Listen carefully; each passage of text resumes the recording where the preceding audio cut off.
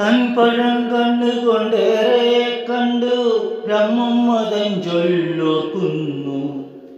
നമ്മള് നോക്കി വളർത്തുമി കോതമ്പു നമ്മളും മക്കളെ ഒന്നുപോലെ. ആറ്റുനോറ്റാരോ വളർത്തുന്നു, കതിരാരോ കൊയ്തു മേടിക്കുന്നു.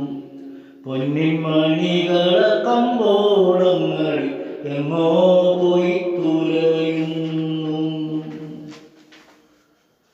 ഇന്നും ഈ രാവിലുറങ്ങാതെ എന്തേ നിൻ കൺകളിലൊട്ടിൽ പരതുന്നു.